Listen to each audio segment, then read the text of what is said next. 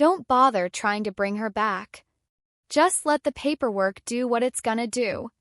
That was Sandra's voice, steady and flat as a highway, coming from somewhere near the foot of my hospital bed. I couldn't open my eyes.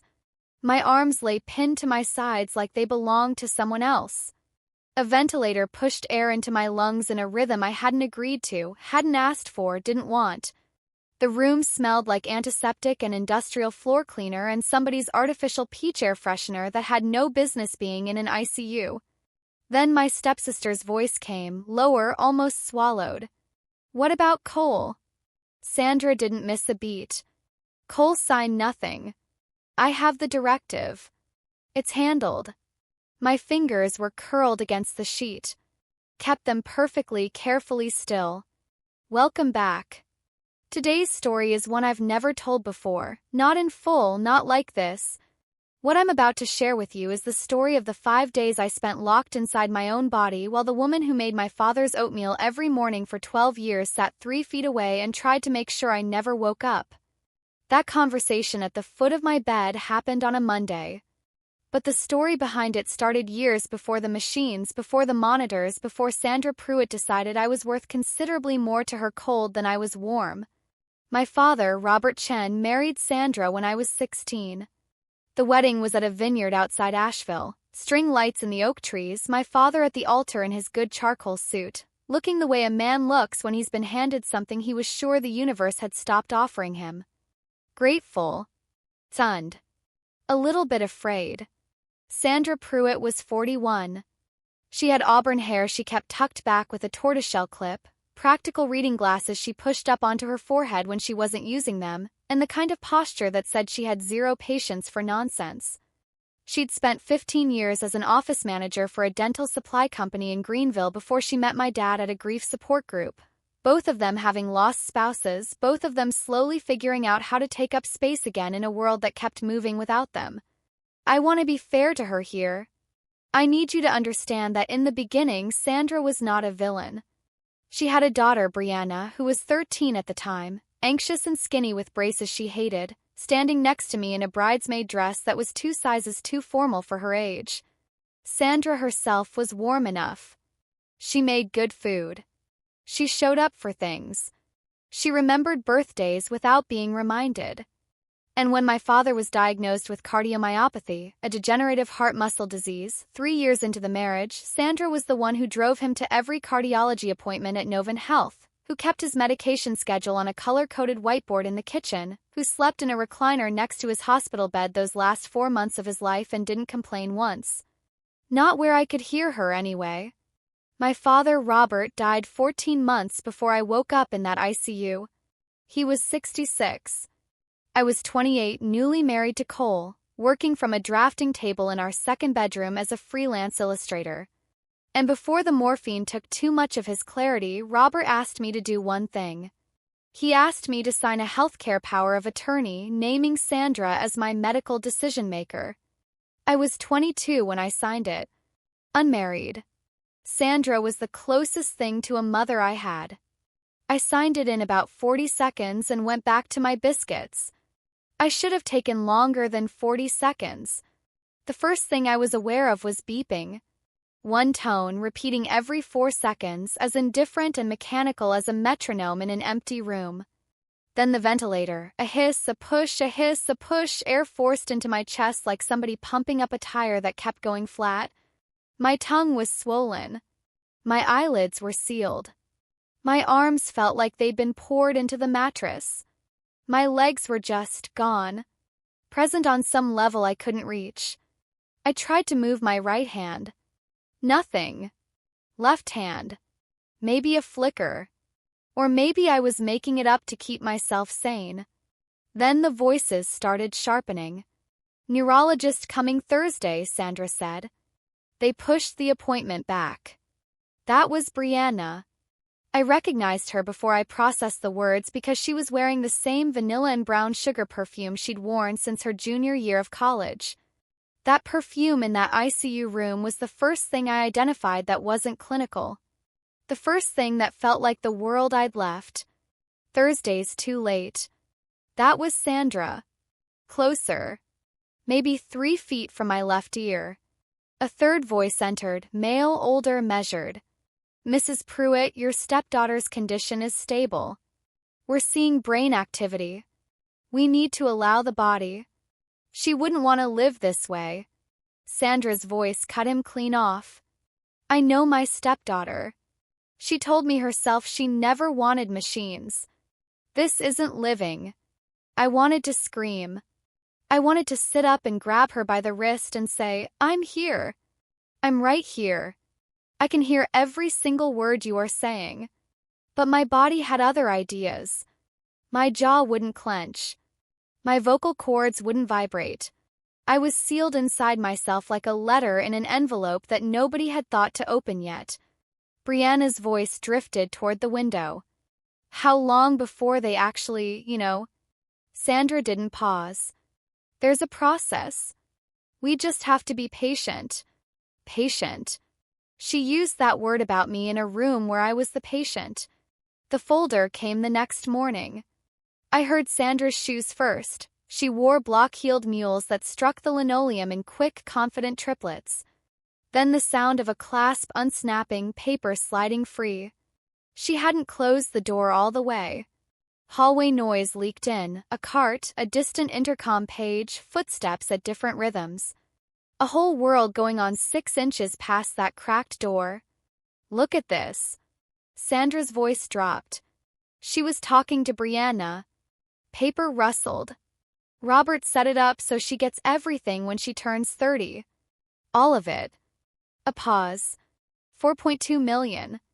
I'd known about the trust in the same vague way you know about a relative you've heard of but never met.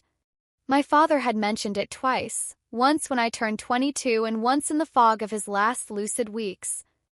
He told me it was my mother's life insurance money, my birth mother Linda, who died when I was 11, grown and invested over 17 years.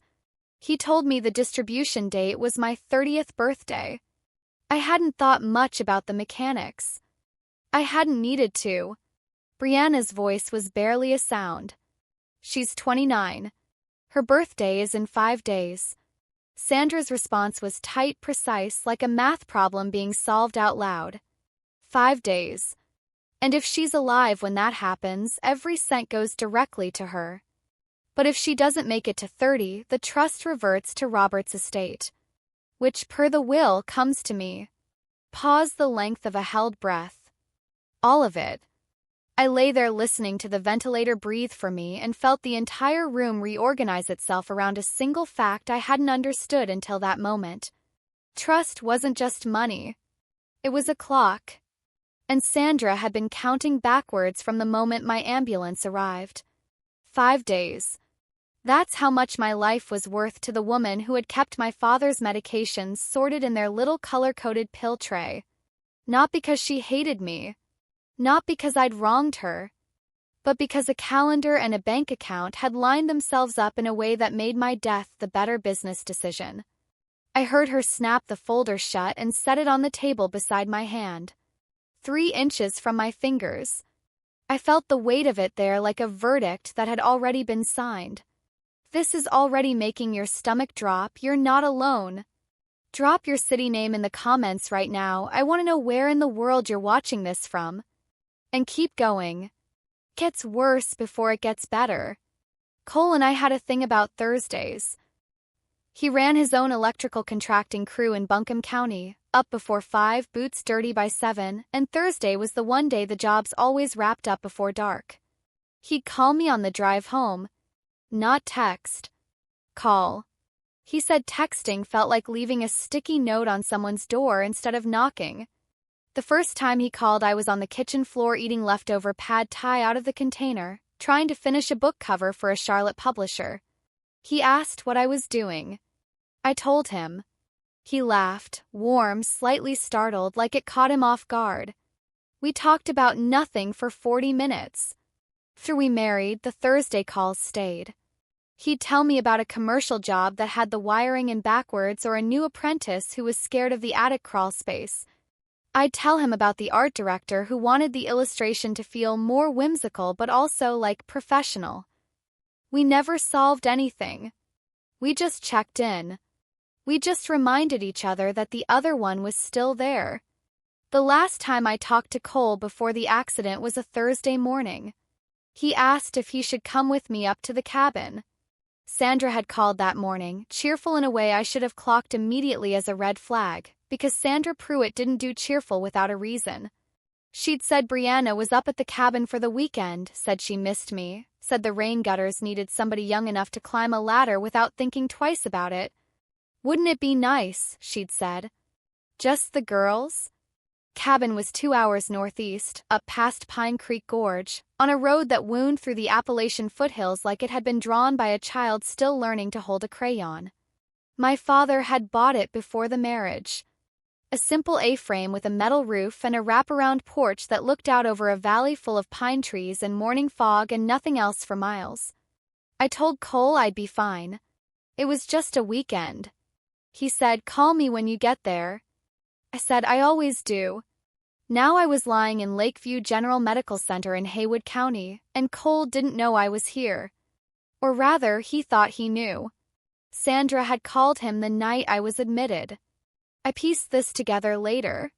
She'd told him I was stable, resting comfortably, that the medical team recommended no visitors while they ran their initial observation protocols. She'd used phrases like neurological inflammation and sensory overstimulation, words that sound official enough to make a worried husband hesitate, to make him trust the process, to make him sit in his truck eating gas station sandwiches and waiting for a text that was never coming. My husband thought I was resting. My stepmother had made very sure of that. The brakes went soft around mile marker 38. I remember the feel of it, the pedal sinking deeper than it should have, like pressing your foot into wet sand instead of firm ground. I pumped it. Caught, then released. Pumped it again. The steering wheel shook in my hands. The guardrail came at me out of the tree line, a silver smear in my headlights, and I had just enough time to register the sound, a grinding metal-on-metal shriek, before the windshield went white and the world went quiet. The last thing I thought, I swear to you, was completely ridiculous. I didn't water the mint plant this morning. Then nothing. Nothing for 5 days.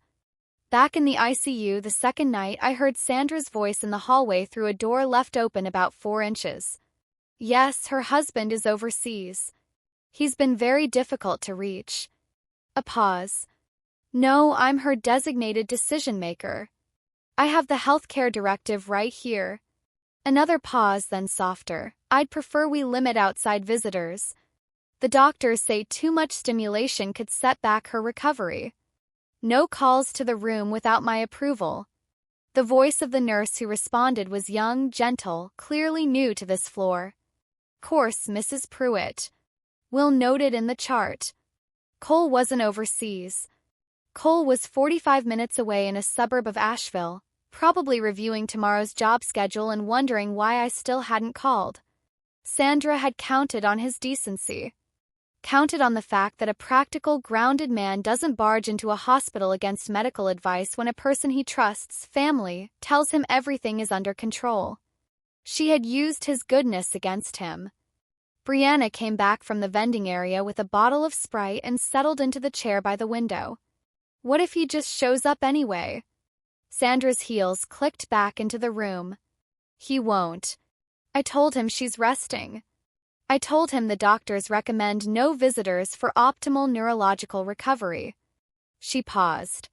He's not the type to push back on medical guidance. She was right about that. Cole trusted professionals. He believed that when someone with credentials told you something, they'd done the math. It was one of the things I loved about him. Sandra had weaponized it. 6 months before he died, my father called me into his bedroom. It was March. Early light coming in sideways through the blinds. The room smelled like eucalyptus oil and the cedar chest that had been in our family since before I was born. He was propped up against the pillows with his oxygen tube in place, a glass of water sweating rings on the nightstand, hands folded in his lap, those long, thin hands that had always looked too elegant for the rest of him. Sit down, Maya. He patted the edge of the mattress. I need to explain the trust to you properly. He explained it the way he explained everything, methodically, no drama. My birth mother, Linda, had a $2 million life insurance policy. After she died, Robert invested every cent. Over 17 years it had grown to just over $4 million, locked in a trust until my 30th birthday. Nobody can touch it, he said. Not Sandra, not Brianna, not even you until the distribution date. I asked about Sandra.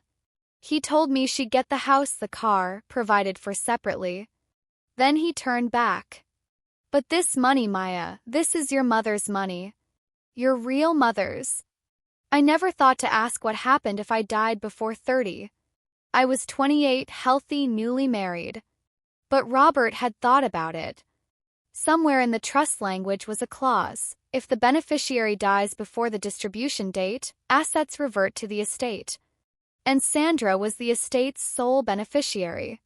She'd known about that clause for a long time, possibly before my father died. Your real mother's money. He'd said it with reverence. To Sandra, those same words must have sounded like a locked door with a key she couldn't touch. The first time Patricia Okafor walked into room 314, I didn't understand yet that she was going to be the reason I got to keep my life. She came in at 11:52 p.m. I know because she said the time out loud the way nurses do when they're mentally logging everything they see. 11:52, checking lines, room 314. Her voice was different from the daytime nurses, lower, unhurried, the kind of steady that only comes from doing something for 20 years.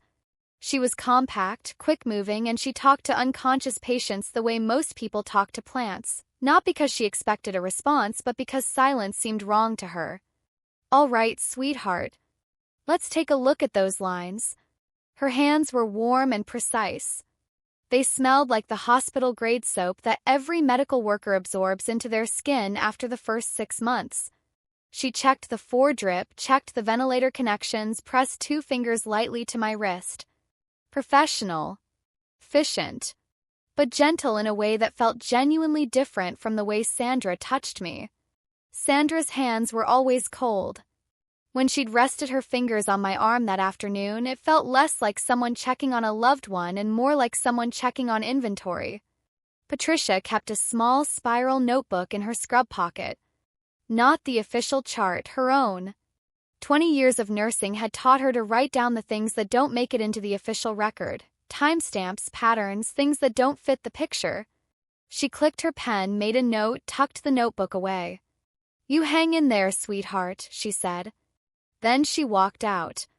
Her sneakers left soft, rhythmic squeaks on the linoleum, and I was alone in the blue glow of the monitors. I didn't know then that the notebook in her pocket was going to become the most important document of my entire life. Day 2.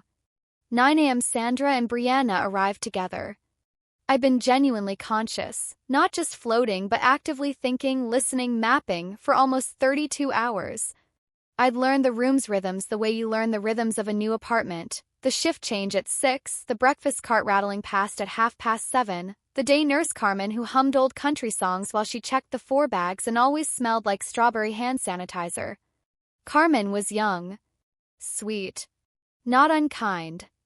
But she had also accepted Sandra's authority without question, which made her dangerous in a way she didn't understand. Sandra pulled the vinyl chair close to my bed. The legs scraped the floor. Brianna settled somewhere near the window, her thumbnail dragging against her phone case with that particular nervous habit she'd had since high school. They were quiet for a few minutes. Then Sandra said, barely above a whisper, "The guy did exactly what I asked." My heart lurched. I felt it, a surge behind my sternum, fast and electric. The monitor registered it. The beeps accelerated, tightening from 4 seconds to 2. Mom.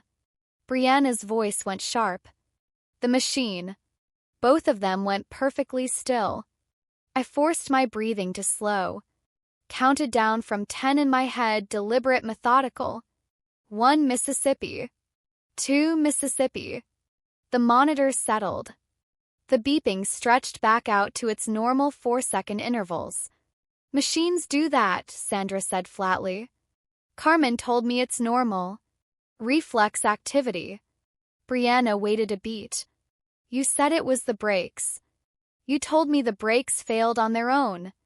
They did fail. Sandra's voice was level without feeling. I just helped them fail. The guy I hired worked on the brake line. On a mountain road with that kind of grade and a sharp curve like that, the car handles the rest. I lay still as stone. Sweat had started along the back of my neck, sliding cold into the hospital gown. My stepmother had not had an accident happen to me. My stepmother had engineered it. She had sent me up that mountain road alone, knowing the brakes would give out on the first curve, knowing exactly what the physics would do after that. She had planned it. She had paid for it. And she was discussing it 3 feet from my face in the same tone she would use to explain why she'd chosen one brand of oatmeal over another. I helped them fail. For words. For words to describe the deliberate end of a life that wasn't hers to end. I had started testing my body in the quiet hours, the window between 2 and 6 in the morning when Patricia's checks were spaced further apart and the hallway outside went soft with near silence.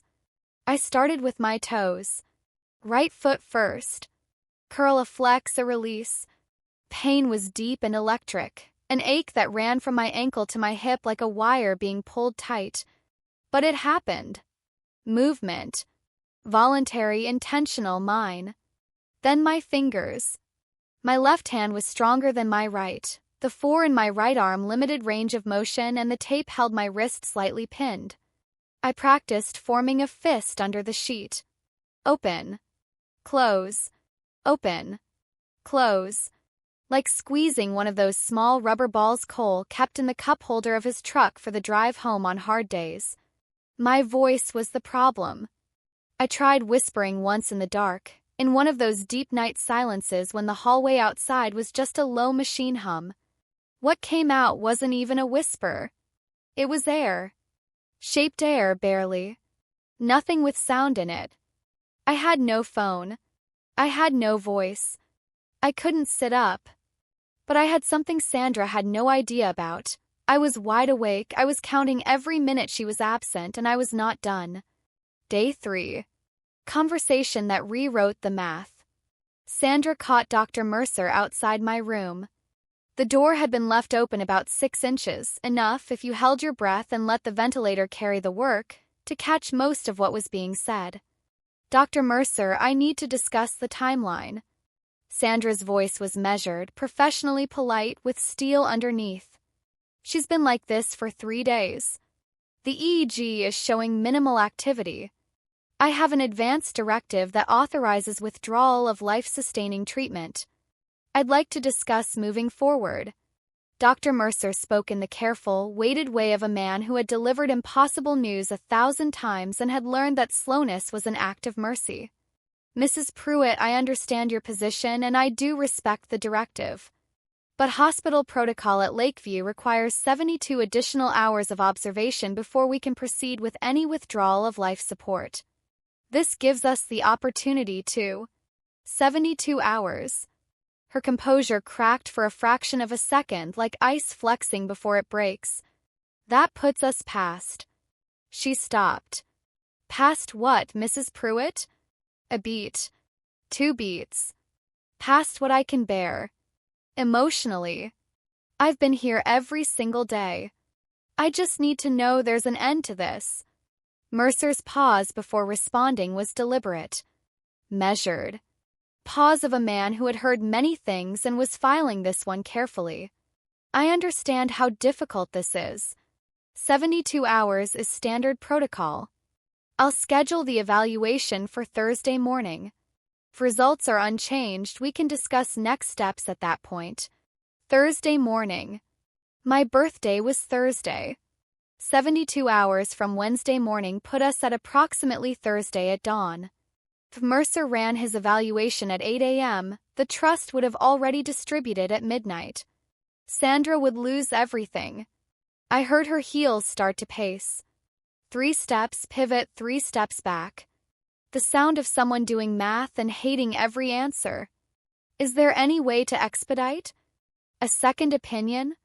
Transfer to another facility? Transfer would reset the observation clock, Mrs. Pruitt. A sharp exhale. Controlled. Kind of exhale you make when you're swallowing something that wants to come out louder. Then silence, and then her heels clicking away from me down the hall. 72 hours. I didn't know if that was enough. But it was all I had. Night 3. 9:15 p.m. Sandra and Brianna came back after visiting hours, using the healthcare directive to justify the access. I smelled Sandra's lavender hand cream before I heard them. I called Garrett this afternoon. Sandra kept her voice low. He says we can file an emergency petition to override the 72-hour protocol. Compassionate withdrawal. A judge can authorize it. Mom, Brianna's voice faltered.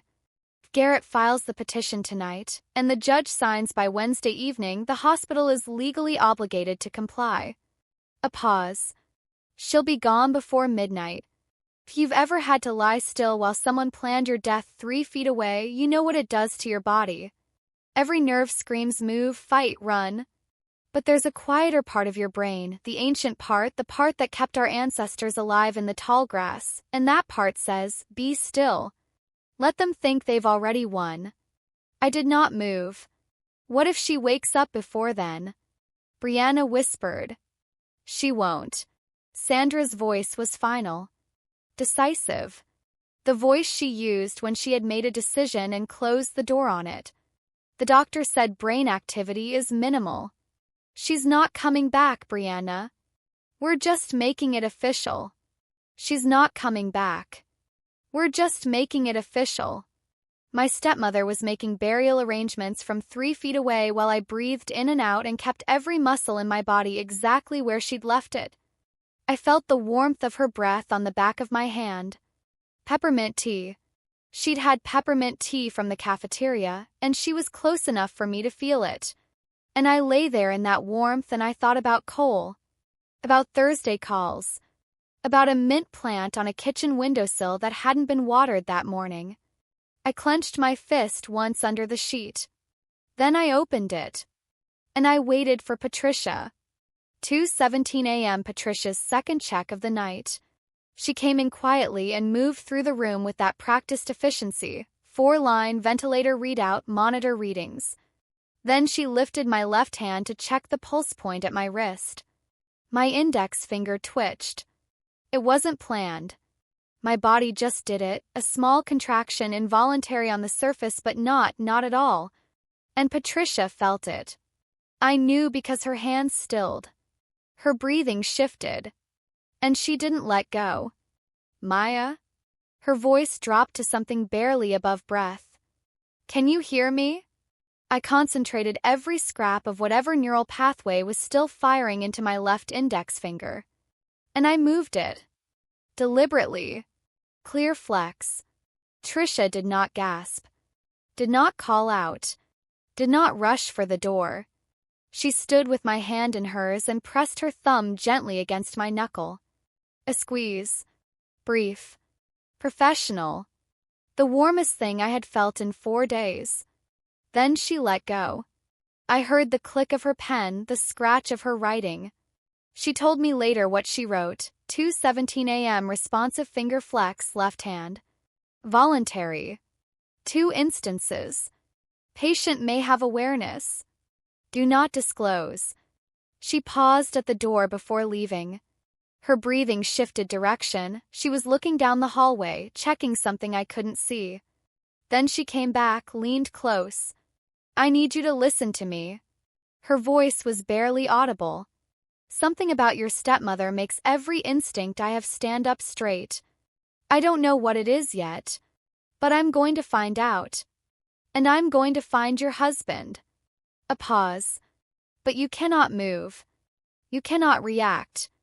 Not to the day nurses, not to the doctor, not to anyone who might say something in front of Mrs. Pruitt. Can you do that? 1 squeeze. Good girl. You hang tight. Her sneakers squeaked softly down the hallway. I curled my fingers into the sheet and held on. Night 4. Patricia closed the door all the way. I heard the latch catch. Maya. Clear. Direct. No warmth padding it, just information. I'm going to ask you questions. Squeeze once for yes. Twice for no. She placed her finger in my palm. Are you in pain? 1 squeeze.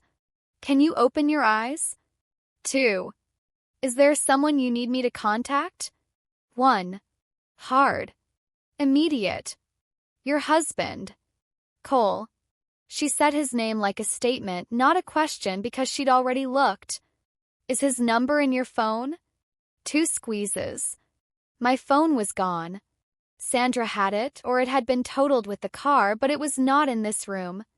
Trisha was quiet for a moment, thinking.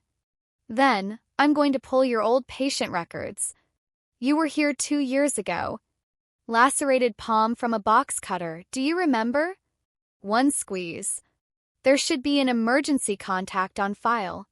She leaned closer, dropped her voice to almost nothing.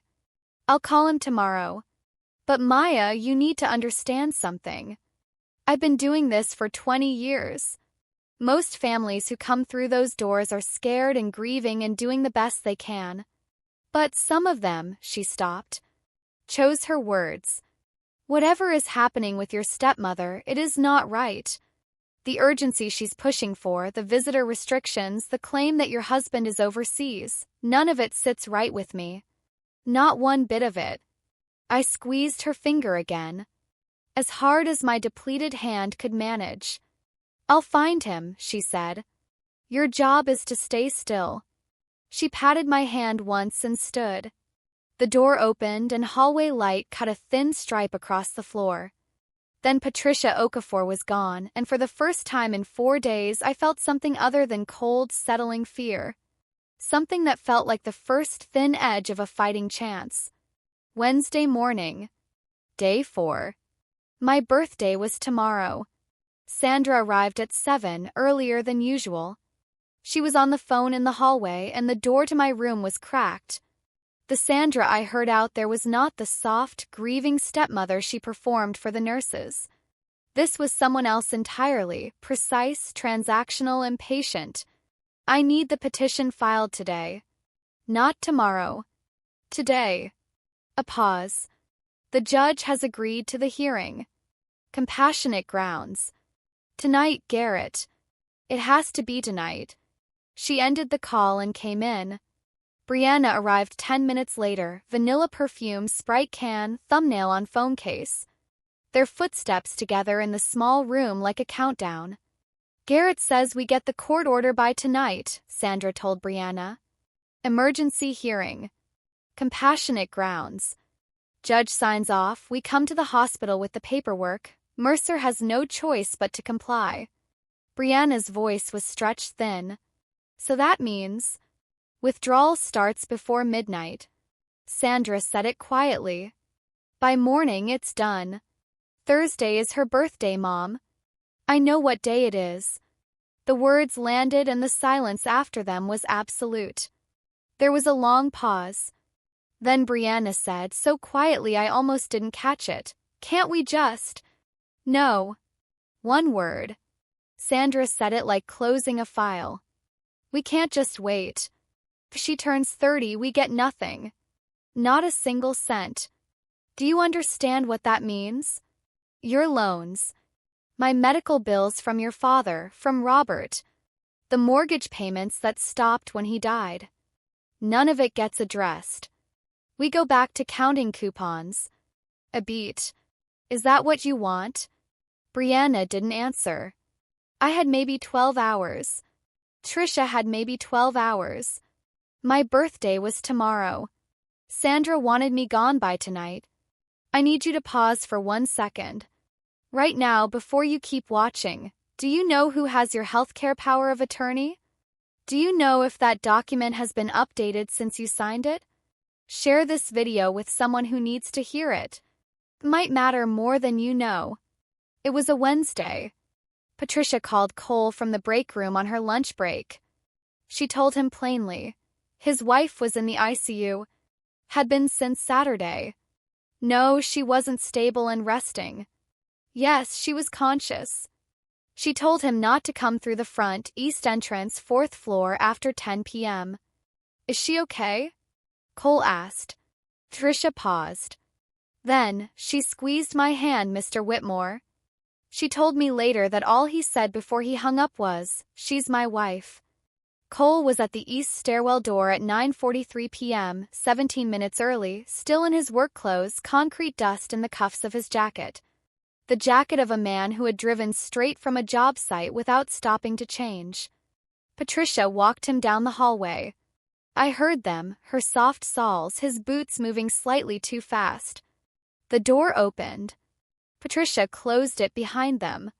"She can hear you," she said softly. "Go ahead." Cole's boots crossed the room in 4 steps.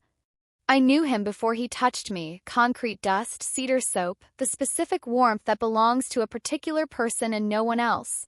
He knelt.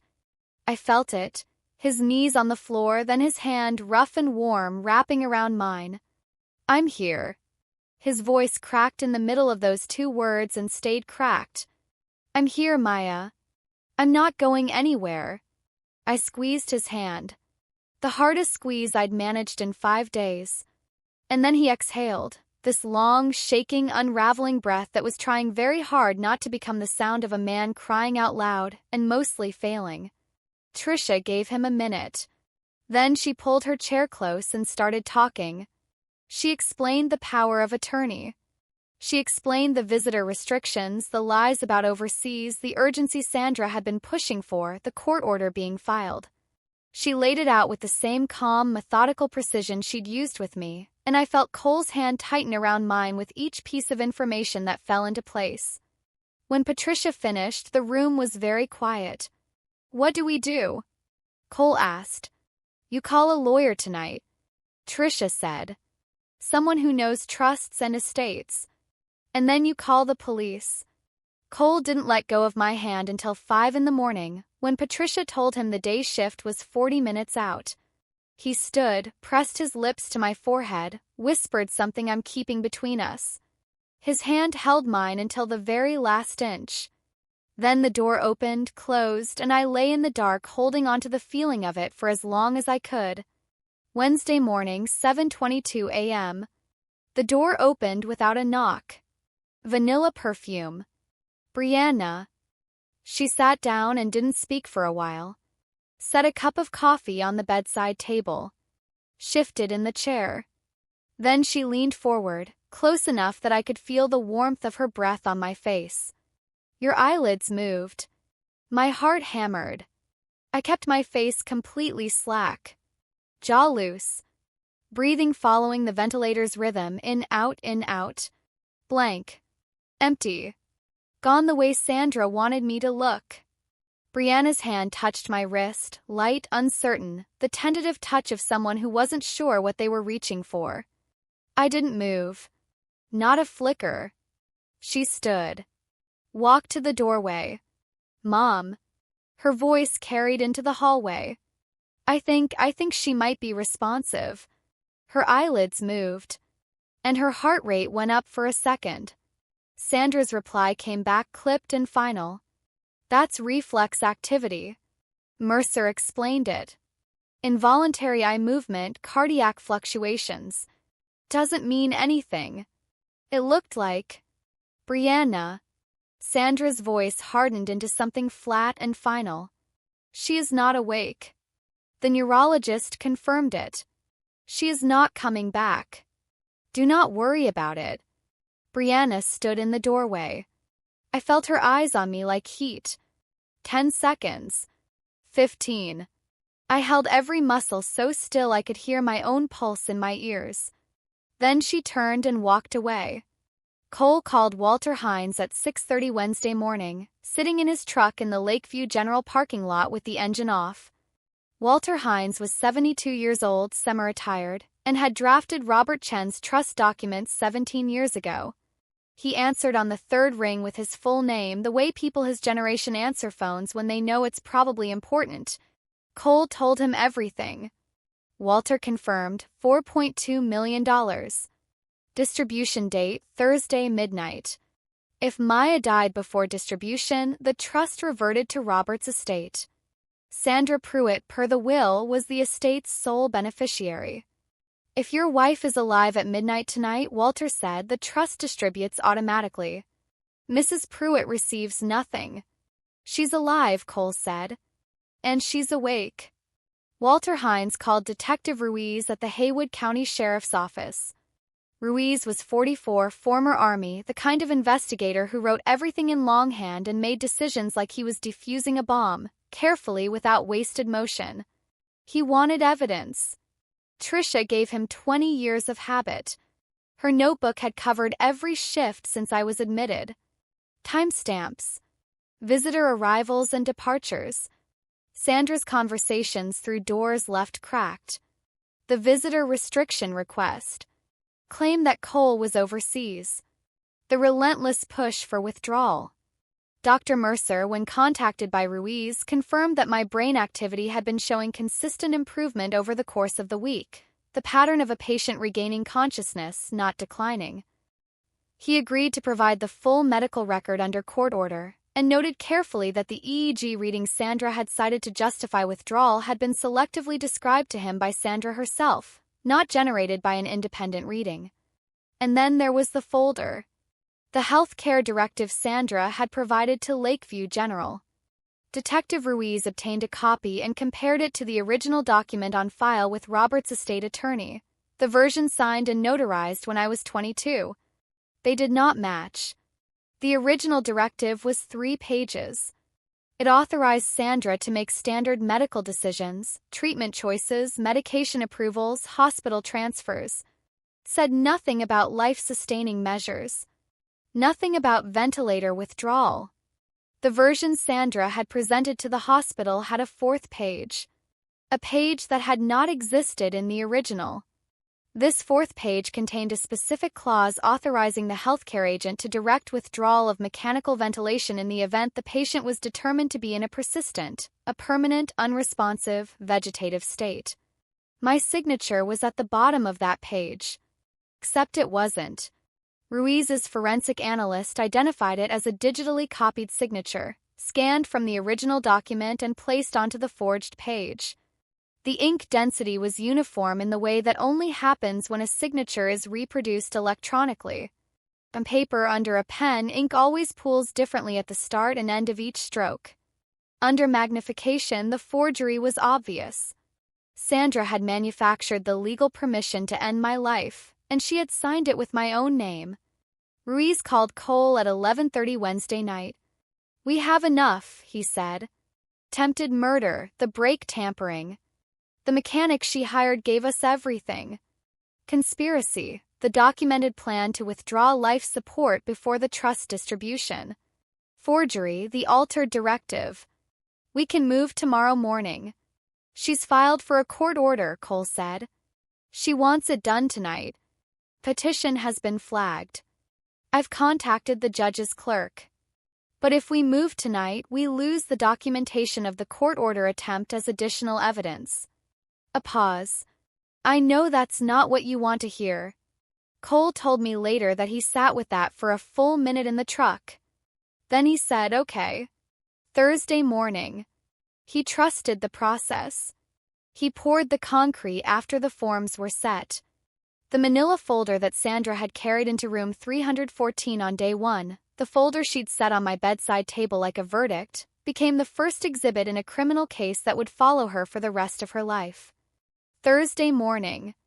My 30th birthday. 8 a.m. Sandra and Brianna arrived together. I heard Sandra's confident, clipped heels and Brianna's softer shuffle behind them. Sandra was carrying papers. I could hear them rustling in her hand, the sound of someone who believed she was about to win. "I need to speak with Dr. Mercer," Sandra told the nurse at the station. Her voice carried the particular authority of someone who has never once been told no by a person she considered beneath her. "I have a court order authorizing." The door to room 314 opened. But the first person through it was not Dr. Mercer. It was a man in a dark jacket with quiet eyes and the bearing of someone who had done this before. Many times. "Mrs. Sandra Pruitt?" Yes. Who are? Detective Ruiz. Haywood County Sheriff's Office. He looked past her. Brianna Pruitt, are you present? Yes, I'm here. What is this? Sandra Pruitt and Brianna Pruitt, you're both under arrest. Attempted murder. Conspiracy to commit murder. Fraud. And in your case, Mrs. Pruitt, forgery of a legal document. The room went quiet in a way a room only goes quiet when something very large and very final has just happened. Sandra's voice was controlled, but the edges were fraying. She's in a coma. You can't possibly. I opened my eyes. The light hit me like a physical thing, white, fluorescent, overwhelming after 5 days of darkness. I blinked once, twice. The room swam and then slowly settled into shapes. The blue monitors, the 4-stand, curtains no one had bothered to close, morning light pouring gold across the linoleum floor. And Sandra Pruitt standing at the foot of my bed, manila folder in one hand, court petition in the other, mouth open, no sound coming out. I looked at her. I didn't speak. I didn't have to. 5 days of silence had compressed everything I needed to say into a single look, and I let her read it. Behind her, 2 uniformed officers stepped forward. One of them began reading the Miranda rights in a level, practiced voice. Sandra stood with perfect stillness, the stillness of someone who has just realized that the math she has been calculating for months has, at the very last second, come out wrong. Brianna collapsed into the vinyl chair by the window and put her face in her hands and sobbed. Not the careful, dignified tears Sandra would have wanted, but big, gasping, messy sobs that shook her whole body. Cole appeared in the doorway. Same work boots from Tuesday night. Concrete dust still in his cuffs. He was holding himself very still in that way he has when he's feeling something enormous and is choosing not to let it run. Patricia stood beside him, 2 hours past the end of her shift, still in yesterday's scrubs. Dr. Mercer came last, his expression carefully, professionally neutral. Sandra looked at me. I looked at her. Neither of us blinked. Then they walked her out of room 314, and the morning light stayed exactly where it was, gold and indifferent and absolutely beautiful. 2 hours later, a man I'd never met walked through the door carrying a leather briefcase and a small envelope. Walter Hines was 72, wire-rimmed glasses, the posture of a man who had read more documents than most people read sentences. He opened his briefcase with 2 precise clicks and produced a white folder with a blue tab, Chen Trust. "Happy birthday, Maya," he said. He said it without sentiment, the way a notary announces a stamp. Factual, complete. Cole was in the chair beside me, his hand around mine. Patricia stood by the door, arms crossed, still refusing to leave even though her shift had ended a while ago.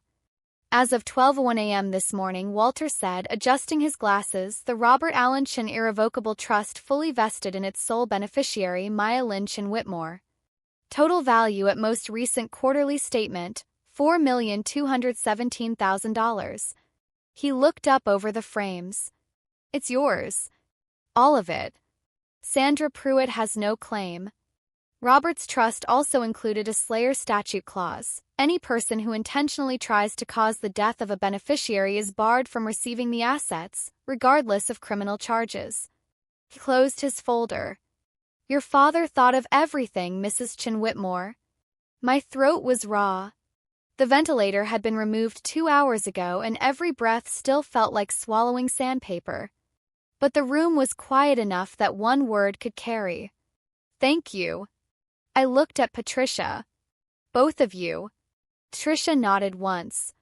A small, close-mouthed smile. Then she turned for the door.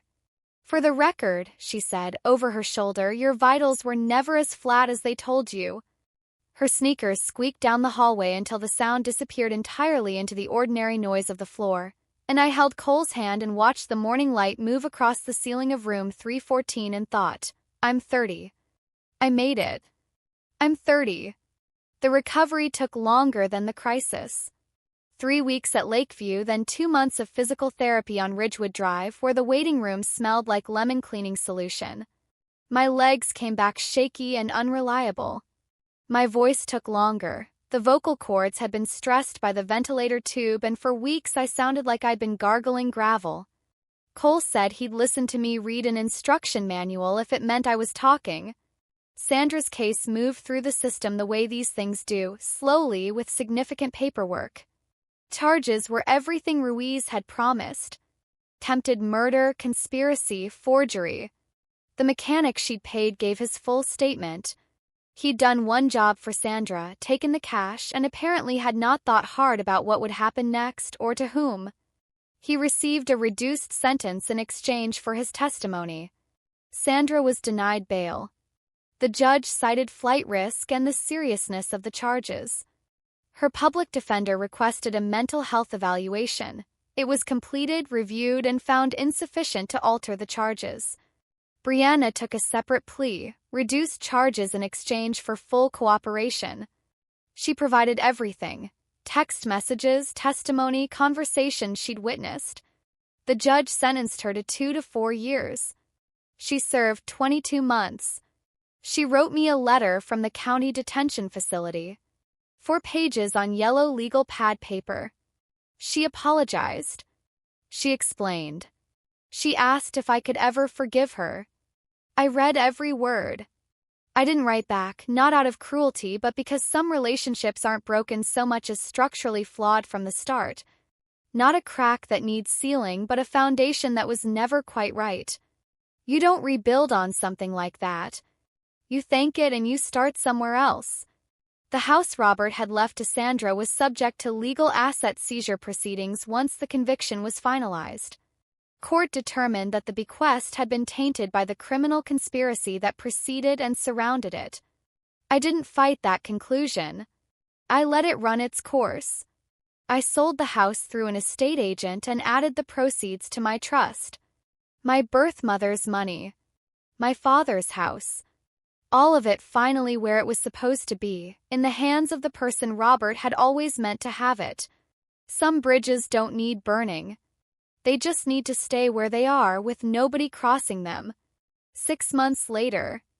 The spare bedroom was still the spare bedroom, same drafting table, same window overlooking the backyard, but everything felt different. I'd repainted the walls sage green. Cole said it looked like a doctor's office. I told him it looked like a room picked by someone who was still alive to hold a paint swatch. I was working on a commission for a bakery in Black Mountain. They wanted a logo that felt warm and handcrafted without being cutesy. I was on my 4th sketch and none of them were quite right yet, but I wasn't frustrated. I was just working. Working felt like breathing. Ordinary, unremarkable, precious. My phone rang at noon on Thursday. Cole's name on the screen. Hey. His voice, calm, easy, a man calling from a lunch break with sawdust on his jacket. Hey yourself. How's the bakery logo coming? It's getting there. He laughed. That laugh that still sounds like it catches him slightly off guard. Want me to bring anything home? Just you. Deal. I hung up. Looked out the window. On the kitchen sill, where it had always lived, sat the mint plant in its terracotta pot. I'd repotted it in July after the old pot cracked in a heat wave, moved it into something slightly larger with more drainage, more room.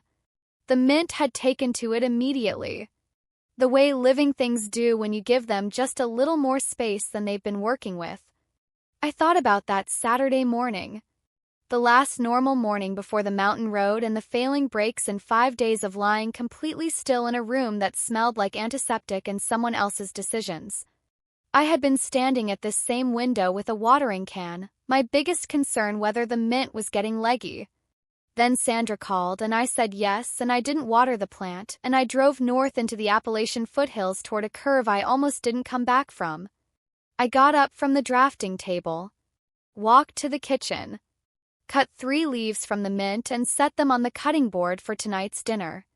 The leaves were bright green, almost see-through in the afternoon light, the color of something that has been through a difficult season and decided quietly to keep growing anyway. 1 year later, I went back to Lakeview General. Not as a patient. I walked in through the east entrance, Cole's entrance, and took the elevator to the 4th floor. The hallway looked the same. The linoleum, the muffled intercom, the low persistent hum of machines behind closed doors. That particular hum, which I will always recognize for the rest of my life. It was a Thursday. 10 p.m. Patricia's shift. I waited by the stairwell door. I was holding a white gift box tied with a simple ribbon. Inside were a pair of nursing shoes, the best I could find, with memory foam insoles and reinforced arch support, the kind that actually reduces lower back pain from 12-hour shifts.